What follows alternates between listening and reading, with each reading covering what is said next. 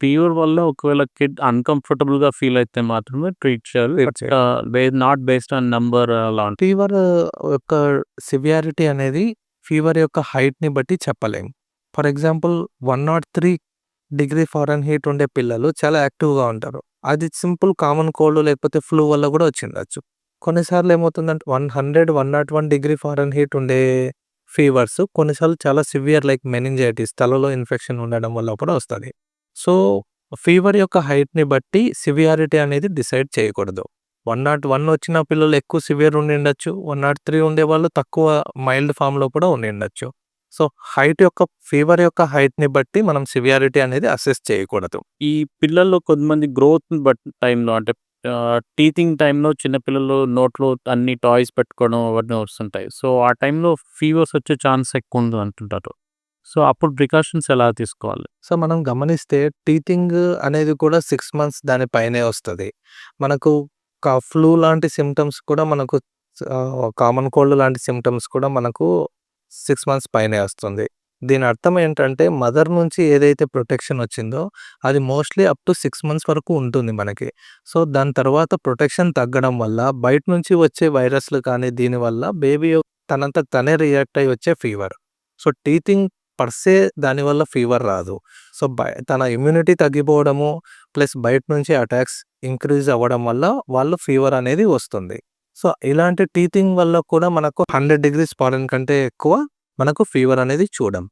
So, పిల్లల్లో ఎక్కువ fever మరీ ఎక్కువ ఉన్నప్పుడైతే కొంతమందికి ఫిట్స్ రావడం గానీ, లేదా బ్రెయిన్ ఎఫెక్ట్ అవుతుంది అని చెప్తుంటారు. సో, వాళ్ళు మరీ టెంపరేచర్ పెరగకుండా చూసుకోవాలి అని చెప్తుంటారు. సో, దాని గురించి ఏమైనా చెప్తారా? యాహ్! ఫీవరు కొంతమంది పిల్లలకి ఫీవర్ ఎక్కువ ఉండడం వల్ల ఫిట్స్ అనేవి వస్తూ ఉంటాయి. ఎస్పెషల్లీ పుట్టగానే ఏడవని పిల్లలు గానీ, లేకపోతే ఫ్యామిలీ హిస్టరీ మదర్‌కి కానీ, ఫాదర్‌కి కానీ వాళ్ళ తరపు వాళ్ళకి ఇటువంటి హిస్టరీ ఉండే వాళ్ళ పిల్లలకి ఎక్కువగా వస్తా ఉంటాయన్నమాట. అయితే హైట్ ఆఫ్ ఫీవర్ అంటే 102, 103 ఇట్లా హై గ్రేడ్ ఫీవర్ ఉండే వాళ్ళకంటే ఒకేసారి ఫీవర్ చేంజ్ అనేది ఫర్ ఎగ్జాంపుల్ 103 నుంచి 101 ఒక్కసారిగా పడిపోవడం కానీ, లేకపోతే 101 నుంచి ఒక్కసారిగా 103 పెరగడం కానీ, ఇట్లా ర్యాపిడ్‌గా ఫీవర్ చేంజ్ అయితే ఫిట్స్ వచ్చే అవకాశాలు ఎక్కువ ఉంటాయి. అయితే ఇలాంటి పిల్లలకి మనము రెగ్యులర్‌గా చెక్ చేసుకుంటూ ఉండాలి. ఫీవర్ వల్ల వచ్చిన ఫిట్స్ వల్ల మనం రొటీన్‌గా బ్రెయిన్ డ్యామేజ్ అనేది జరగదు. కాకపోతే రెగ్యులర్‌గా ఫిట్స్ వస్తున్నాయి ఫీవర్ లేకున్నా ఫిట్స్ వస్తున్నాయి. అలాంటి వాటి పిల్లల్లో మనం ఎక్కువగా బ్రెయిన్ డ్యామేజ్ అనేది చూస్తూ ఉంటాం. సో, ఇలా అంటే వాళ్ళకి ఫిట్స్ వస్తున్నాయి ఫీవర్ వల్ల అంటే వాళ్ళు ప్రతిసారి ఫీవర్ రాగానే మెడిసిన్ వేయాల్సిందేనా? వాళ్ళని వెయిట్ చేసి చూడొచ్చా?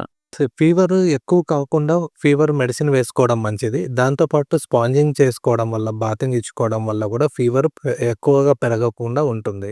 సో, మనం ఫిట్స్ అనేవి అరికట్టవచ్చు. సో, ఫీవర్‌తో పాటు వచ్చిన ఫిట్స్ కోసం అంటూ ఒక మెడిసిన్ ఉంటుంది. ఫీవర్ వచ్చిన రోజు నుంచి 3 డేస్ వరకు పొద్దున, సాయంత్రం ఆ మెడిసిన్ వేసుకుంటే ఫిట్స్ అనేవి రాకుండా మనము అరికట్టవచ్చు. వీళ్ళలో కొంతమందికి పెద్దవాళ్ళు చెప్పేదేంటంటే ఫీవర్ రాగానే పిల్లలకి స్నానం చేయించకూడదు అట్లాంటివి కొంతమంది చెప్తూ ఉంటారు. బట్ ఈ మధ్య డాక్టర్స్ అదే చెప్తున్నారా? ఏమన్నా మారిందా? ఫీవర్ వచ్చినప్పుడు దాన్ని కంట్రోల్ చేయడానికి మనం స్పాంజింగ్ అనే మెథడ్ వాడొచ్చు. అంటే సింపుల్‌గా కాటన్ క్లాత్ తీసుకొని వార్మ్ వాటర్ గోరువెచ్చని నీళ్ళతో అది ముంచి మనము బాడీ మొత్తము ఒక్కసారి నీట్‌గా తుడవాలి. సో, ఇంతకుముందు ఏం చేసేవాళ్ళంటే ఓన్లీ ఫోర్‌హెడ్ నుదుటి మీదనే చేసేవాళ్ళు. అలా కాకుండా బాడీ మొత్తం స్పాంజింగ్ చేయడం వల్ల ఫీవర్ అనేది కొంచెం తొందరగా తగ్గుతుంది. పెద్దవాళ్ళు చెప్పినట్టు స్నానం చేయకూడదు అని ఏం లేదు. మనము ఈ స్పాంజింగ్ లూప్ వార్మ్ వాటర్ గోరువెచ్చని వాటర్‌తో మనము స్పాంజింగ్ చేయడం వల్ల ఫీవర్ అనేది కొంచెం తొందరగా తగ్గి పిల్లలు కంఫర్టబుల్‌గా ఫీల్ అవుతారు. అంతేగాని మళ్ళీ కోల్డ్ వాటర్, ఐస్ ప్యాక్స్ ఫ్రిడ్జ్‌లో నుంచి తీసిన వాటర్‌తో చేయకూడదు. ఎందుకంటే ముందు చెప్పినట్టుగా ఫీవర్ ఒక్కసారిగా సడెన్‌గా తగ్గిపోవడం వల్ల కూడా ఫిట్స్ లాంటివి వస్తూ ఉంటాయి. సో, అదే కాకుండా వాళ్ళకు ఆల్రెడీ ఫీవర్‌తో ఉండే చిల్స్, రిగర్స్ అంటే వణకడం లాంటివి ఈ కోల్డ్ వాటర్‌తో చేయడం వల్ల ఇంకా ఎక్కువ అవుతాయి. సో, స్పాంజింగ్ అనేది మనం గోరువెచ్చని వాటర్‌తో బాడీ మొత్తం చేయాల్సి ఉంటుంది. పిల్లలు చాలామంది నైట్ నిద్రపోలేకపోతుంటారు. ఈ ఫ్లూ గాని, కోల్డ్ గాని వచ్చినప్పుడు నోస్ బ్లాక్ అయిపోయి చాలా సఫర్ అవుతుంటారు. అండ్ లేచి కూర్చోవడం, నిద్రపోకుండా అలా ఉండిపోతుంటారు. సో, వీళ్ళకి హోమ్ రెమెడీ లాగా ఇంట్లోనే వాళ్ళు ఆ ముక్కు దిబ్బడ అనేది తగ్గించడానికి ఏం చేయొచ్చు? సో, మనము నార్మల్‌గా ముక్కుతో గాలి తీసుకుంటాం. అండ్ అడల్ట్స్ అయితే ముక్కుతో పాటు నోటి ద్వారా గూడా గాలి తీసుకోవడం మనకు వచ్చు. నోటి ద్వారా గాలి తీసుకోవడం అనేది 1 ఇయర్ లోపల పిల్లలకి తెలీదు. వాళ్ళు ఓన్లీ ముక్కు ద్వారానే తీసుకుంటారు. ఇట్లా కోల్డ్ గానీ, ఫ్లూ గానీ వచ్చినప్పుడు నోస్ బ్లాక్ అయితే వాళ్ళు శ్వాస తీసుకోవడం తెలవదు. సో, నోస్ నుంచి శ్వాస లేదు కాబట్టి వాళ్ళు గాలి అందక, ఆక్సిజన్ అందక ఏడుస్తారు. ఆ ఏడ్చినప్పుడు ఏమవుతుందంటే నోటి ద్వారా గాలి లోపలికి పోతుంది. సో, వాళ్ళేమనుకుంటారంటే నోస్ బ్లాక్ అయిన ప్రతిసారి గూడా ఏడుపే వాళ్ళకి సమాధానంగా ఉంటుంది. సో, అలా కాకుండా మనం నోస్ బ్లాక్‌ని సింపుల్ నేసో క్లియర్ అనే డ్రాప్స్ ఉంటాయి. సింపుల్ సలైన్ డ్రాప్స్ ద్వారా ఒక 2, 3 డ్రాప్స్ మనం నోస్‌లో వేస్తే అది నోస్ అనేది క్లియర్ అయిపోయి వాళ్ళకు శ్వాస అనేది మంచిగా ఆడుతుంది. సో, రెండోదేంటంటే మనకు పెద్దవాళ్ళు చెప్పినట్టు ఇట్లా ఆవిరి పట్టుకోవడం లాంటివి చేస్తా ఉంటారు. సో, 3 ఏండ్లు అంతకన్నా తక్కువ ఉండే పిల్లలకి ఆవిరి పెట్టుకోవడము మనము వద్దని చెప్తాం. ఎందుకంటే పొరపాటున ఆ వేడి నీళ్లు మన మీద పడితే అన్నెసెసరీ కాంప్లికేషన్స్ బర్న్స్ అవి అవుతాయి కాబట్టి. 3 ఏండ్ల తర్వాత మనం 5 ఏండ్ల తర్వాత ఆవిరి అనేది పట్టుకోవడం వల్ల కొంచెం యూజ్ ఉంటుంది. మూడోదేంటంటే హోమ్ బేస్డ్ నెబులైజేషన్స్. సో, హోమ్‌లో మనం నెబులైజేషన్ సింపుల్ సాలైన్ వాటర్ కానీ, ఇట్లాంటి చిన్న చిన్నవి వాడి నెబులైజేషన్ పెట్టుకోవడం వల్ల ముక్కులు త్వరగా క్లియర్ అయిపోయి శ్వాస అనేది ఈజీగా ఆడుతుంది. ఈ పిల్లల్లో ఫ్లూ లక్షణాలున్నప్పుడు గనక వాళ్ళలో సివియర్ అవుతుండొచ్చు. కొంతమంది పేరెంట్స్‌కి తెలీదు. రెగ్యులర్‌గా నిన్న ఉన్నట్టే ఉందని, కొంచెం ఇవాళ కొంచెం ఎక్కువ ముక్కు బ్లాక్ అవుతుందని అలా వెయిట్ చేస్తూనే ఉంటారు. సో, అలాంటి టైంలో వాళ్ళు డాక్టర్ దగ్గరికి పీడియాట్రిషియన్ ఎప్పుడు కలవాలి? ఫ్లూ లక్షణాలు కొంచెం సివియర్‌గానే ఉంటాయి. ఫీవర్ ఎక్కువ రావడం, హై గ్రేడ్ ఫీవర్ ఉండడం, కోల్డ్ ఎక్కువ ఉండడము, మనకు బ్రీతింగ్ డిఫికల్టీస్ ఉండడము, సివియర్ కేసెస్‌లో ఇది న్యూమోనియా లాగా గూడా అయ్యే అవకాశాలు ఎక్కువ ఉంటాయి. సో, ప్రతి కేస్‌లో కూడా మనము డాక్టర్ గారిని ఫస్ట్ ఒకసారి కలవాల్సి ఉంటుంది. సో, మనం ఏం చేయాలి అంటే ఈ ఫ్లూ అనేది జనరల్‌గా అప్పర్ ఎయిర్‌వేస్ అంటే మన ముక్కులు, థ్రోట్ వరకే ఉంటుంది. అలా కాకుండా చెస్ట్ వరకి ఉందా లేదా అనేది మనము స్టెతస్కోప్ పెట్టి చూసుకోవాల్సి ఉంటుంది. సో, ప్రతి కేస్‌లో కూడా మనం వెళ్ళాలి. కానీ ప్రతి కేస్‌కి అన్ని రకాల మందులు లైక్ యాంటీబయోటిక్స్ అవి వాడాల్సిన అవసరం ఉండదు. ఎవరైతే సివియర్ ఉంటారో లైక్ యాక్టివిటీ అనేది నార్మల్ కేసెస్‌లో యాక్టివిటీ అనేది బాగుంటుంది. అలా కాకుండా తక్కువ యాక్టివ్‌గా ఉండడము, డల్‌గా ఉండడము, ఓరల్ ఇంటేక్ సరిగ్గా తినకపోవడము, తాగకపోవడము, మూడోది డొక్కలెగిరేయడము అంటే శ్వాస ఎక్కువగా తీసుకోవడము, ఇలాంటివి కలర్ మారిపోవడం, బ్లూ కలర్‌లో మారిపోవడం ఇలాంటివి ఏమన్నా ఉంటే తొందరగా డాక్టర్ దగ్గరికి వెళ్ళాల్సి ఉంటుంది. సో, ఈ ఫ్లూ షాట్స్ అని చెప్పారు కదా! ఇందాక పిల్లలకి తీసుకోవచ్చు అండ్ ప్రెగ్నెంట్ లేడీస్ కూడా సజెస్ట్ చేశారు. వాళ్ళు కాకుండా మిగతా అడల్ట్స్ వాళ్ళకేమన్నా హెల్ప్ అవుతుందా ఈ ఫ్లూ షాట్స్ తీసుకోవడం వల్ల? జనరల్‌గా ఐఏపీ అయితే రికమెండ్ చేయదు. కానీ ఫ్లూ షాట్స్ తీసుకోవడం వల్ల ఏమవుతుంది అంటే వాళ్ళకు ఇమ్యూనిటీ వస్తుంది. సో, వాళ్ళు ఆల్రెడీ ఇమ్యూనిటీ ఉంటారు. ప్లస్ వాళ్ళకి ఈ అడిషనల్ ఇమ్యూనిటీ వల్ల కొత్తగా వాళ్ళు కొత్త స్ట్రెయిన్స్ అనేవి ఎక్స్‌పోజ్ అయినప్పుడు తొందరగా రికవర్ అయిపోతారు. సో, దానివల్ల ఏమవుతుందంటే వాళ్ళ నుంచి వేరే వాళ్ళకి ట్రాన్స్‌మిషన్ అనేది తగ్గుతుంది. సో, ఎవరైనా పెద్దవాళ్ళు మనం వ్యాక్సిన్ తీసుకున్నారు అనుకుంటే వాళ్ళ చుట్టూ ఉండే vulnerable population less than 5 years పిల్లలు కానీ, ప్రెగ్నెంట్ వుమెన్ కానీ, ఎల్డర్లీ పీపుల్ కానీ వాళ్ళకు వీళ్ళ నుంచి అడల్ట్ పీపుల్, హెల్తీ పీపుల్ నుంచి వాళ్ళకు పోవడం అనేది తగ్గుతుంది. సో, ఫ్లూ వ్యాక్సిన్ తీసుకోవడంలో తప్పు లేదు. సో, ఈ జ్వరం వచ్చినప్పుడు పిల్లలు చాలా వీక్ అయిపోయి ఉంటారు. అండ్ ఏం ఓపిక ఉండదు. వాళ్ళతో నీళ్ళు తాగాలన్నా, ఫుడ్ తీసుకోవాలన్నా చాలా ఇబ్బంది పడుతుంటారు. సో, వీళ్ళు హైడ్రేషన్ అనేది ఎలా మెయింటైన్ చేయాలి? సో, టెంపరేచర్‌తో ఆల్రెడీ వాళ్ళు డీహైడ్రేట్ అయ్యే ఛాన్స్ ఉంటుంది కాబట్టి, సో, హైడ్రేషన్ అనేది ఎలా మెయింటైన్ చేసుకోవాలి పేరెంట్స్? సో, ఫీవరొచ్చినప్పుడు ఏమవుతుందంటే, మన బాడీలోని తేమ శాతం అనేది తగ్గిపోతుంది. ఆవిరైపోవడం వల్ల తేమ శాతం అనేది తగ్గిపోతుంది. దానివల్ల మనం యాక్టివిటీ తగ్గిపోవడము, యూరిన్ తక్కువ రావడం లాంటివి మనం ఇంకా కాంప్లికేట్ అయ్యే అవకాశాలు ఎక్కువుంటాయి. సో, హైడ్రేషన్ అనేది చాలా ఇంపార్టెంట్ మనకు ఎనీ ఫీవర్ కేస్‌లో. సో, జనరల్‌గా వాళ్ళు యాక్టివ్‌గా ఉన్నంత సేపు, నోటి ద్వారా తీసుకున్నంత సేపు మనం ఓఆర్ఎస్ సాచెట్స్ కానీ, కోకోనట్ వాటర్ కానీ, బటర్ మిల్క్ కానీ, షుగర్ లేకుండా ఫ్రెష్‌లీ ఫార్మ్డ్ ఫ్రూట్ జ్యూసెస్ కానీ, వాటర్ కానీ, లెమన్ వాటర్ కానీ, ఇలా రకరకాల పద్ధతిలో మనం హైడ్రేషన్ అనేది మెయింటైన్ చేయవచ్చు. ఎప్పుడైతే పిల్లలు డల్‌గా ఉంటారో అసలేం తీసుకోవట్లేదు, లేకుంటే urine less than 2, 3 times per day తక్కువ వెళ్తున్నారు, చాలా హై కలర్డ్ యూరిన్ వెళ్తున్నారు అంటే వాళ్ళు డీహైడ్రేట్ అయినారని అర్థం. ఇలాంటి కేస్‌లో కూడా మనం వెంటనే హాస్పిటల్‌కి వెళ్లి కేర్ అనేది తీసుకోవాల్సి ఉంటుంది. సో, మన అడల్ట్స్‌లో ఏంటంటే ఫీవర్ రాగానే చాలా సార్లు యాంటీబయాటిక్ యూసేజ్ అనేది మన వాళ్ళు ఫార్మసీకెళ్ళిపోయి డాక్టర్‌ని కూడా మాట్లాడకుండా తీసుకునే ఛాన్సెస్ ఉంటుంది. సో, ఇలాగే వాళ్ళ సేమ్ థాట్ ప్రాసెస్ పిల్లల్లో కూడా చేయించి కొన్నిసార్లు యాంటీబయాటిక్స్ వాళ్ళు అడగడం గానీ, లేదా డైరెక్ట్ ఫార్మసీ నుంచి వాడడం గానీ, లేదా తెలిసిన కలీగ్స్ వాళ్ళ పిల్లలకి ఎప్పుడన్నా ఇచ్చుంటే ప్రిస్క్రిప్షన్ కాపీ చేయడం గానీ ఇలాంటివి చేస్తుంటారు. సో, అసలు వీళ్ళకి యాంటీబయాటిక్స్ ఎప్పుడు సజెస్ట్ చేస్తుంటారు? సో, మనం చెప్పినట్టు ఫ్లూ అనేది లేదంటే కామన్ కోల్డ్ అనేది వైరల్ డిసీజ్. యాంటీబయోటిక్స్ అనేవి మనము బ్యాక్టీరియాకి వాడతాం. మనం ఇచ్చే యాంటీబయోటిక్స్ ఇట్లాంటి వైరస్ మీద ఎటువంటి ఎఫెక్ట్ ఉండదు. రెండోది మనం ఈ ఫ్లూ కానీ, కామన్ కోల్డ్ గానీ చెప్పినట్టు పైన యొక్క ఎయిర్‌వేస్‌లోనే ఉంటుంది. ముక్కు, థ్రోట్ వరకే ఉంటుంది. ఛాతీ వరకు యూజువల్‌గా దిగవు. సో, ఎప్పుడైనా సరే ఛాతీ వరకు దిగినా డొక్కలు ఎగరేస్తుంది, కాంప్లికేషన్ అవుతుంది అన్నప్పుడు గానీ, లేదంటే బ్యా సూపర్ యాడెడ్ బ్యాక్టీరియల్ ఇన్ఫెక్షన్స్ వచ్చినప్పుడే మనం యాంటీబయాటిక్స్ అనేవి వాడాలి. సో, రెగ్యులర్‌గా యాంటీబయాటిక్స్ ఇస్తే మనకు వైరస్ మీద ఎటువంటి ఎఫెక్ట్ అనేది ఉండదు. సూపర్ యాడెడ్ ఇన్ఫెక్షన్స్ వైరస్ మీద ఇంకా ఏదైనా బ్యాక్టీరియా వచ్చింది అంటేనే మనం యాంటీబయాటిక్స్ వాడాల్సి వస్తుంది. సో, యూజువల్‌గా ఇలాంటి పిల్లలు చాలా సివియర్ ఉంటారు. సో, నార్మల్‌గా కామన్ వైరసెస్ ఉన్నప్పుడు ఫస్ట్ 3 డేస్, 2 డేస్‌లో సివియారిటీ లేకపోయినా హై గ్రేడ్ ఫీవర్ ఉండొచ్చు. కానీ వాళ్ళు సివియర్ ఉండరు. ఇలాంటి వాటిల్లో మనం యాంటీబయాటిక్స్ అనేది వాడాల్సిన అవసరం లేదు. పైపెచ్చు యాంటీబయాటిక్స్ ఇవ్వడం వల్ల ఏమవుతుందంటే వాళ్ళకి రెసిస్టెన్స్ అనేది వస్తుంది. సో, అవసరమైనప్పుడు ఆ యాంటీబయాటిక్స్ మనం ఇస్తే అవి పని చేయకపోయే అవకాశాలు ఎక్కువ ఉంటాయి. వితౌట్ డాక్టర్స్ ప్రిస్క్రిప్షన్ యాంటీబయాటిక్ అనేది వాడకపోవడమే మంచిది. సో, ఫీవర్ రాగానే మనోళ్ళందరూ పారాసిటమాల్ అని వేసుకోవాలనేది దాదాపు అందరికీ అలవాటున్న విషయం. బట్ పిల్లల విషయానికొస్తే గనుక ఆ డోస్ గురించి చాలా మందికి రాంగ్ అజంప్షన్స్ ఉంటాయి. లేదా అడల్ట్స్‌కి ఇచ్చినట్టే ఇచ్చేయడం అలాంటివి చేస్తా ఉంటారు. పిల్లలు స్పెసిఫిక్‌గా డోసింగ్ అనేది ఎలా చూసుకోవాలి? సో, కామన్‌గా మనం ఫీవర్ వచ్చిన ప్రతిసారి కూడా పారాసెటమాలే సజెస్ట్ చేస్తూ ఉంటాము. అయితే ఇంపార్టెంట్ సైడ్ ఎఫెక్ట్ ఏంటంటే పారాసెటమాల్‌తో లివర్ ఫెయిల్యూర్ అయ్యే అవకాశాలు ఎక్కువ ఉంటాయి. డోస్‌కి మించి మోతాదుకు మించి వేసుకుంటే లివర్ ఫెయిల్యూర్ అయ్యే అవకాశాలు ఎక్కువ ఉంటాయి. సో, జనరల్‌గా బాడీ యొక్క వెయిట్, బేబీ యొక్క వెయిట్‌ని బట్టి మనము డోసేజ్ అనేది చెప్తూ ఉంటాము. అదర్‌వైజ్ మీరు ఓవర్ ద కౌంటర్ తీసుకున్నా కూడా వెయిట్‌ని బట్టి ఎంత వాడాలి అనేది రాసి ఉంటుంది. సో, ఎస్పెషల్‌గా కన్‌ఫ్యూజ్ అయ్యేది ఎక్కడ అంటే డ్రాప్స్‌కిను, సిరప్స్‌కిను. సిరప్స్‌తో మనం పోల్చుకుంటే డ్రాప్స్‌లో ఎక్కువ అమౌంట్ ఆఫ్ పారాసెటమాల్ ఉంటుంది. 1 ఎంఎల్‌లో 100 ఎంజీ టు 125 ఎంజీ కూడా దొరుకుతున్నాయి బయట. అదే సిరప్స్‌లో తీసుకుంటే 1 ఎంఎల్ 25 ఎంజీనా, 30 ఎంజీనా ఉంటుంది. సిరప్స్ వాడే బదులు డ్రాప్స్ వాడితే ఆల్మోస్ట్ 4, 5 టైమ్స్ ఎక్కువ పారాసెటమాల్ ఇస్తున్నట్టు లెక్క. వీళ్ళల్లో ఏమవుతుందంటే ఎక్కువ లివర్ ఫెయిల్యూర్ అయ్యే అవకాశాలు ఎక్కువ ఉంటాయి. సో, మనము ఏదైతే వాడతామో డ్రాప్సా, సిరప్సా ఏదైతే మీకు రికమెండ్ చేశారో అది పర్టిక్యులర్‌గా చెక్ చేసుకొనే డోసేజ్ అనేది మనం ఇవ్వాల్సి ఉంటుంది. రెండోది ఫీవర్ వచ్చిన కంటిన్యూయస్‌గా వస్తుంది అంటే కంటిన్యూయస్‌గా ఇవ్వకూడదు. అట్‌లీస్ట్ 6-8 అవర్స్ గ్యాప్ ఇచ్చి మనము పారాసెటమాల్ అనేది వాడుకోవాలి. ఫర్ ఎగ్జాంపుల్ ఫీవర్ వచ్చింది పారాసెటమాల్ ఇచ్చాం.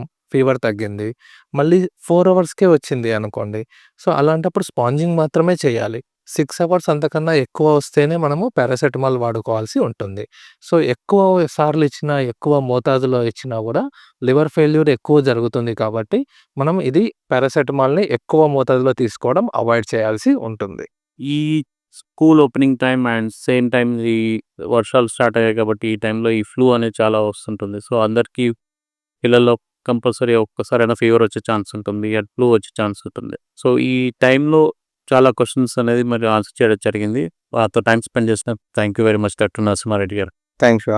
నమస్తే. నా పేరు డాక్టర్ నవీన్ రెడ్డి నిమ్మల. నేను శ్రీ హోలిస్టిక్ హాస్పిటల్స్‌లో ఎమర్జెన్సీ అండ్ అకాడమిక్స్‌ని హెడ్ చేస్తుంటాను. స్కూల్స్ రీస్టార్ట్ అవ్వడం జరిగింది రీసెంట్‌గా. సో, దానివల్ల స్కూల్ పిల్లలందరూ ఒకే దగ్గర కూడినప్పుడు ఒకళ్ళ నుంచి ఒకళ్ళకి ఇన్ఫెక్షన్స్ వచ్చి అందరూ జబ్బు పడే అవకాశం ఉంది.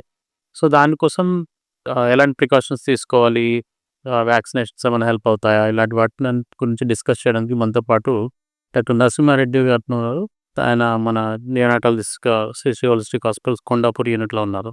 So, welcome doctor. Thank you అండి. నమస్తే. ఈ స్కూల్ పిల్లలు వెళ్ళినప్పుడు వాళ్ళతో పాటు వచ్చినప్పుడు వాళ్ళు ఎలాంటి జబ్బు పడకుండా రావాలి ఇంట్లో, వాళ్ళు కొంచెం హెల్తీగా ఉండాలంటే ఎలాంటి టిప్స్ చెప్పగలుగుతారు? మనకు మాన్సూన్‌లో ఏమవుతుందంటే చాలా కామన్‌గా కోల్డ్ కానీ, ఫ్లూ కానీ ఇలాంటి జ్వరాలు చాలా తొందరగా వస్తా ఉంటాయి పిల్లలకి. అయితే మనము నీట్‌గా ఉండటము, హ్యాండ్ వాష్ ఫ్రీక్వెంట్‌గా చేసుకోవడము, క్లీన్‌గా ఉండడము, ప్లస్ ఫ్లూ వ్యాక్సినేషన్ తీసుకోవడము, ఎవరికైనా జలుబు, దగ్గు లాంటి సింప్టమ్స్ ఉంటే స్కూల్‌కి పంపియకపోవడము లాంటి వల్ల మనకి ఫ్లూ అనే వ్యాధి నుంచి మనము ప్రివెంట్ చేసుకోవచ్చు. సో, వీళ్ళకి ఫ్లూ రాకముందు వ్యాక్సిన్ ఇస్తే బెటర్ ఉంటుందా? ఎంతముందు ఇవ్వాల్సుంటుంది? అసలు కొంతమంది వ్యాక్సిన్ వాళ్ళకి ఫ్లూ వచ్చిన తర్వాత అడుగుతుంటారు. ఏమన్నా ఇంజెక్షన్స్ ఉన్నాయని. ఎవ్రీ ఇయర్ మనకు చాలా కామన్‌గా మాన్సూన్ సీజన్స్‌లోనే వస్తుంది కాబట్టి, మాన్సూన్ కంటే ముందు 1, 2 నెలల ముందు ఇచ్చుకోవడం వల్ల, మనము ఆ వ్యాక్సిన్ యొక్క బాడీ రియాక్ట్ అయిపోయి మనకు స్ట్రాంగ్ ఇమ్యూనిటీ వస్తుంది. సో, మనకు వర్షాకాలం కంటే ముందు 1, 2 నెలల ముందు మనం ఫ్లూ వ్యాక్సిన్ ఇచ్చుకోవడం మంచిది. సో, మన ఈ సౌత్ ఇండియాలో ప్రకారంగా చూసుకుంటే ఏప్రిల్ నుంచి జూన్ మాసాల మధ్యలో ఇచ్చుకోవడం ఉత్తమం. సో, ఆల్రెడీ ఫ్లూ వచ్చిన వాళ్ళకి కాదు, ముందుగా ప్రికాషన్ లాగా అట్‌లీస్ట్ ఒక 1-2 మంత్స్ ముందు తీసుకుంటే బెటర్ అంటాం. సో, ఈ ఫ్లూ అనేది వ్యాక్సిన్ ఎవ్రీ ఇయర్ ఇస్తుంటాం. లాస్ట్ ఇయర్ తీసుకున్నాం కదా! ఈ ఇయర్ ఎందుకు మళ్ళీ ఇవ్వాలని కొంతమంది పేరెంట్స్ ఆగిపోతుండొచ్చు. సో, రీజన్ ఏంటి ప్రతి ఇయర్ తీసుకోవడానికి? వైరస్ ఏంటంటే మనం రీసెంట్‌గా కరోనా వైరస్ టైంలో గూడా చూసాం. ప్రతిసారి కూడా ప్రతి నెలకి, 2 నెలలకు ఒక కొత్త మ్యుటేషన్ అని వస్తూ ఉంటుంది. అలాగే మనకు ఫ్లూ వైరస్ కూడా మ్యుటేషన్స్ అనేవి జరుగుతూ ఉంటాయి. సో, మనం ఏం చేస్తామంటే ఈ ఫార్మా కంపెనీస్ ఇవన్నీ కూడా వాటికి ఏవైతే మనకు మన రీజియన్‌లో ఎటువంటి మ్యుటేషన్స్ వచ్చాయో ప్రతీదీ గమనిస్తూ ఉంటుంది. అలాగే టాప్ 4 మోస్ట్ కామన్ మ్యుటేషన్స్‌ని తీసుకొని దానికి అనుగుణంగా వ్యాక్సిన్ అనేది తయారు చేయబడుతుంది.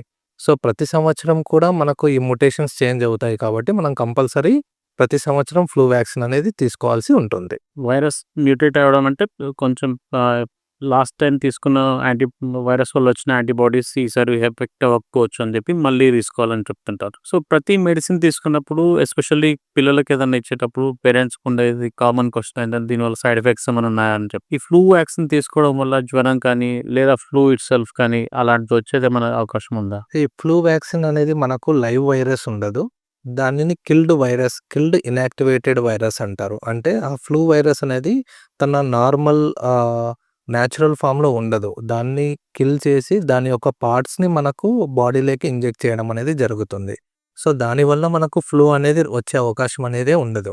కాకపోతే ఇంజెక్షన్ సైట్‌లో కొంచెం స్వెల్లింగ్ కానీ, రెడ్‌నెస్ కానీ, లేకపోతే దానికి మన బాడీ రియాక్షన్ చూపడం వల్ల మైల్డ్ ఫీవర్ వస్తుందే తప్ప మనకి ఫ్లూ రాదు. ఎట్టి పరిస్థితుల్లోనూ 100 ఫారెన్‌హీట్ కంటే ఎక్కువ ఫీవర్ అనేది జనరల్‌గా మనం ఫ్లూలో చూడము.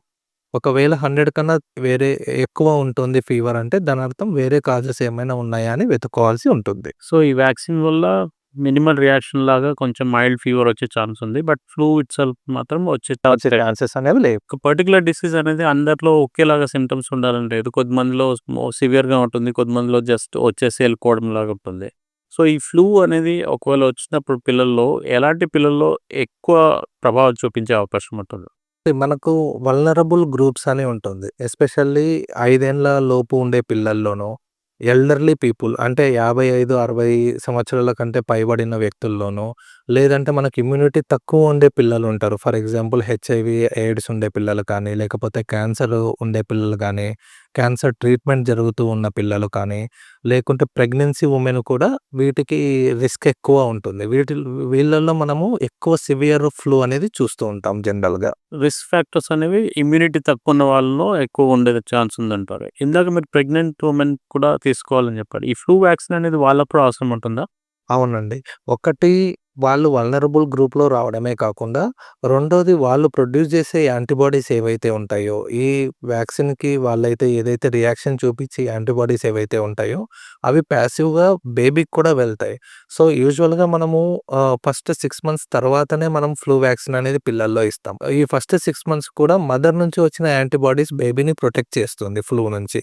6 మంత్స్ తర్వాతనే మనం బేబీస్‌కి వ్యాక్సినేట్ ఇస్తాం కాబట్టి, ఫస్ట్ 6 మంత్స్ ప్రొటెక్షన్ మదర్ నుంచే వస్తుంది కాబట్టి మదర్స్‌కి ఇవ్వడం కంపల్సరీ. సో, చాలామంది ఫ్లూ అండ్ కామన్ కోల్డ్ వీటిని ఇంటర్చేంజబుల్ వాడుతుంటారు టర్మ్స్ అనేవి. సో, 2 ఒకటేలాగా అనుకుంటుంటారు. అది 2 సేమేనా లేకపోతే ఏమన్నా వేరియేషన్ ఉందా? 2 వేరు వేరండి.